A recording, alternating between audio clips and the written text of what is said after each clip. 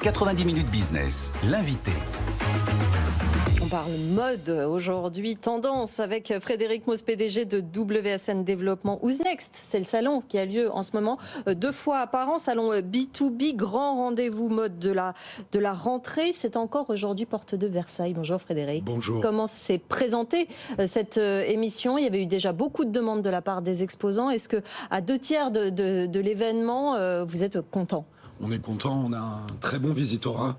On a quasiment 106 nationalités de représentées dans les visiteurs et on a un salon qui a 1300 marques, donc qui est redevenu à son niveau d'avant Covid, voire un petit peu plus. Oui, c'était pas forcément une fait il y a encore 3 ans, le retour des salons physiques. Non, on a été extrêmement challengé par la crise sanitaire. Ouais. En revanche, ce qu'on constate, c'est que c'est un peu comme tout le reste.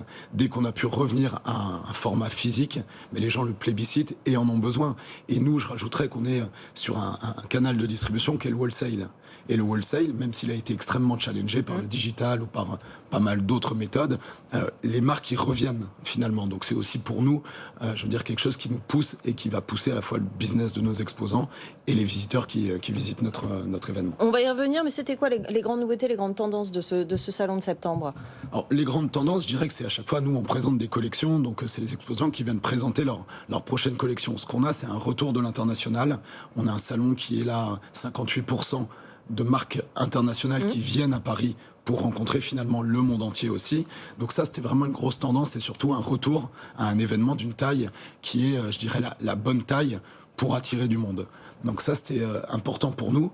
Après, c'est toujours pareil, c'est un secteur qui doit montrer son dynamisme, qui le montre, qui le démontre. Et même si la mode, on le dit à chaque fois, est très challengée, elle se renouvelle très très vite, et notamment sur toute la partie éco-responsable. Ouais. On a aussi des Chinois qui sont venus présenter une manière de faire de la mode.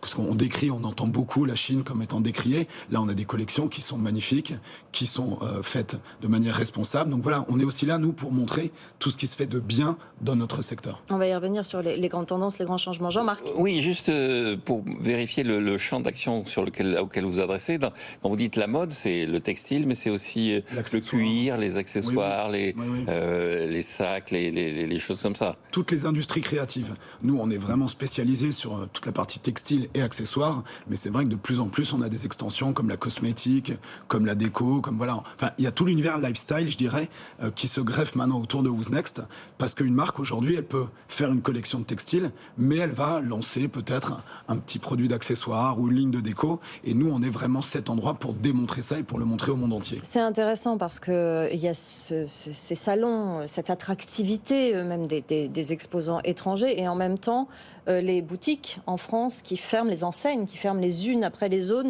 de milieu de gamme. C'est un contexte économique compliqué pour la mode en ce moment. Comment le secteur fait pour se réinventer, retrouver des nouvelles marques, faire que tout le monde puisse vivre? Alors, justement, ce secteur, je dirais qu'il est étiré. Ouais. Étiré d'un côté par les géants de luxe, donc qui défendent une certaine idée de la création, tiré vers l'autre côté par la fast fashion.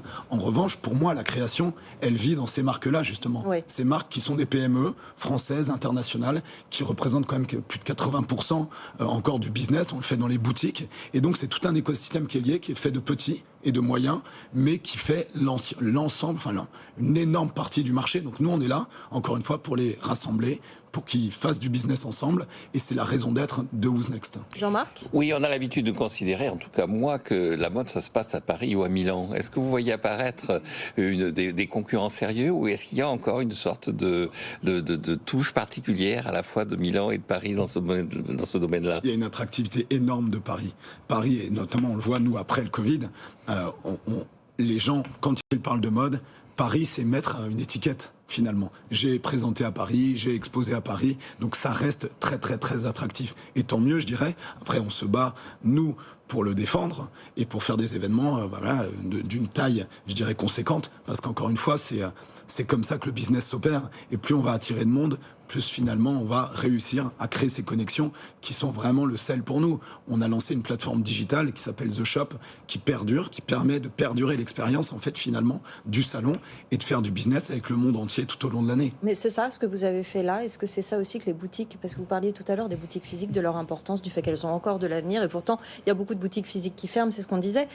C'est ça, il faut être extrêmement s'adapter finalement pour les années qui viennent? Comme tout le monde, hein, je pense que c'est très challengeant, mais après, je veux dire, la mode, encore une fois, elle se réinvente à chaque fois. Il y a des boutiques qui ferment, certes, mais il y en a des nouvelles qui ouvrent et qui sont, enfin voilà, des jeunes. Enfin, ce que je dis toujours, c'est un métier extraordinaire d'être commerçant.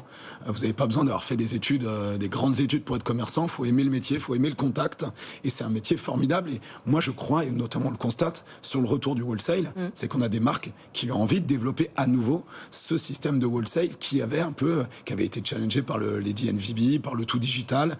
Et nous, on le constate. D'ailleurs, la bonne santé, je dirais, de Who's Next est aussi due à ce retour du wholesale.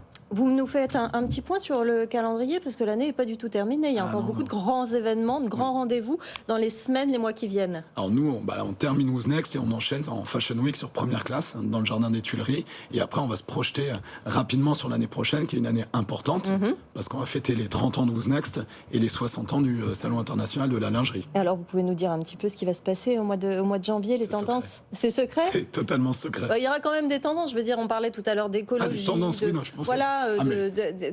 Quelle forme ça peut prendre justement? Mais je pense qu'on va continuer dans tout ce virage sustainable et éco-responsable. Là, c'est intéressant de voir. Nous, on avait créé un pacte qui était dédié vraiment à ces marques très engagées. Un pacte continue de se développer, mais partout ailleurs dans le salon, c'est un critère qui de toute façon n'est même plus.